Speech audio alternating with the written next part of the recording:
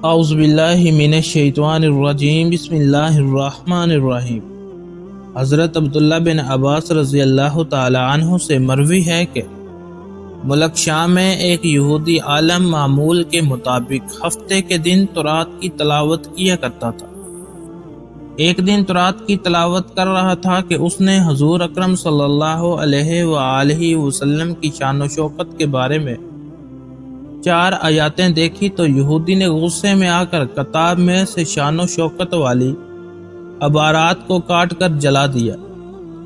اگلے ہفتے جب وہ دوبارہ تورات پڑھنے لگا تو اس نے 8 جگہوں پر دوبارہ نبی پاک صلی اللہ علیہ وآلہ وسلم کی تعریف کا ذکر موجود پایا تو اس نے پھر غصے سے وہ عبارات کاٹ کر جلا دی۔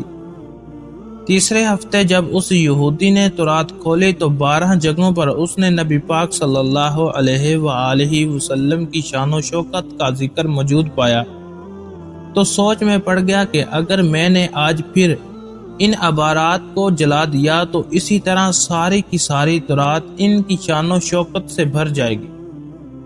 تجسس میں آ کر اپنے مذہبی رہنماؤں سے نبی پاک صلی اللہ علیہ وآلہ وسلم کے بارے میں دریافت کرنے لگا کہ تم لوگ حضرت محمد صلی اللہ علیہ وآلہ وسلم کے بارے میں جتنا بھی جانتے ہو مجھے سب بتاؤ۔ انہوں نے یہودی کو بتایا کہ تمہارے لیے یہی اچھا ہوگا کہ تم ان کے بارے میں دریافت نہ کرو اور کوشش کرنا کہ تمہاری ان سے کبھی ملاقات نہ ہو۔ یہ جواب سن کر یہودی کا تجسس مزید بڑھ گیا اور نبی پاک صلی اللہ علیہ وآلہ وسلم کی زیارت کے لیے بے چین ہو گیا۔ یہودی رہنماؤں کے منع کرنے کے باوجود وہ اپنی سواری پر سوار ہو کر نبی پاک صلی اللہ علیہ وآلہ وسلم کی تلاش و زیارت کے لیے نکل گیا۔ جب یہودی نبی پاک صلی اللہ علیہ وآلہ وسلم کی تلاش میں مدینہ منورہ پہنچا تو اس کی نظر حضرت سلمان فارسی رضی اللہ تعالی عنہ پر پڑی اور وہ آپ کے حسن کو دیکھ کر سمجھا کہ یہی حضرت محمد صلی اللہ علیہ وآلہ وسلم ہوں گے۔ جب یہودی مدینہ منورہ پہنچا تھا تو اس وقت آپ صلی اللہ علیہ وآلہ وسلم کو اس دنیا سے رخصت ہوئے 3 دن گزر چکے تھے۔ یہودی نے حضرت سلمان فارسی رضی اللہ تعالی عنہ کو حضرت محمد صلی اللہ علیہ وآلہ وسلم سمجھ کر پکارا تو حضرت سلمان فارسی رضی اللہ تعالی عنہ کی آنکھوں میں سے آنسو آ گئے اور یہودی سے کہا کہ میں تو حضرت محمد صلی اللہ علیہ وآلہ وسلم کا خادم ہوں۔ یہودی نے بتایا کہ میں حضرت محمد صلی اللہ علیہ وآلہ وسلم سے ملنے کے لیے بےتاب ہوں، ان سے ملنا چاہتا ہوں۔ حضرت سلمان فارسی رضی اللہ تعالی عنہ نے سوچا کہ اگر میں یہودی کو سچ بتاؤں تو یہ راہ حق سے محروم ہو کر واپس لوٹ جائے گا اور اگر جھوٹ بول کر اسے روک لوں تو میں گناہ گار ہو جاؤں گا۔ حضرت سلمان فارسی رضی اللہ تعالی عنہ اس یہودی کو لے کر صحابہ کرام کے پاس لے آئے تو یہودی سمجھ گیا کہ حضرت محمد صلی اللہ علیہ وآلہ وسلم ان میں موجود ہوں گے تو اس نے السلام علیکم یا محمد صلی اللہ علیہ وآلہ وسلم پکارا۔ صحابہ کرام رضی اللہ تعالی عنہم جو پہلے ہی غم میں نڈھال تھے یہ الفاظ سن کر آہو پکا اٹھے۔ حضرت علی رضی اللہ تعالی عنہ بھی اس وقت دیگر صحابہ کرام میں موجود تھے تو آپ رضی اللہ تعالی عنہ نے یہودی سے پوچھا کہ تم حضرت محمد صلی اللہ علیہ وآلہ وسلم سے کیوں ملنا چاہتے ہو؟ یہودی نے کہا کہ میں ایک یہودی عالم ہوں اور کئی سالوں سے ہماری کتاب تورات میں حضرت محمد صلی اللہ علیہ وآلہ وسلم کا ذکر بڑی شان و شوکت سے دیکھ رہا ہوں اور اسی ذکر سے متاثر ہو کہ میں ان کی تلاش میں یہاں آیا ہوں۔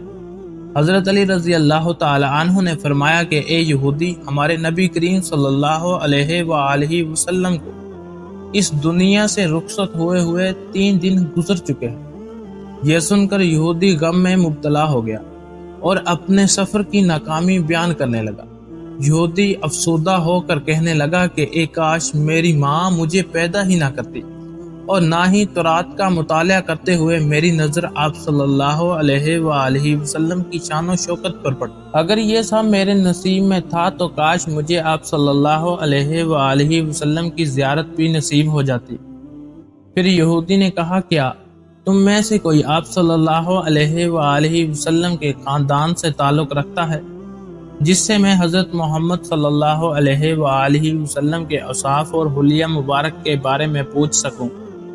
حضرت علی رضی اللہ تعالی عنہ نے فرمایا کہ میرا نام علی ہے اور میں حضرت محمد صلی اللہ علیہ وآلہ وسلم کے خاندان مبارک میں سے ہوں۔ یہودی نے کہا، اے علی، میں نے آپ کا نام بھی اپنی کتاب تورات میں موجود پایا۔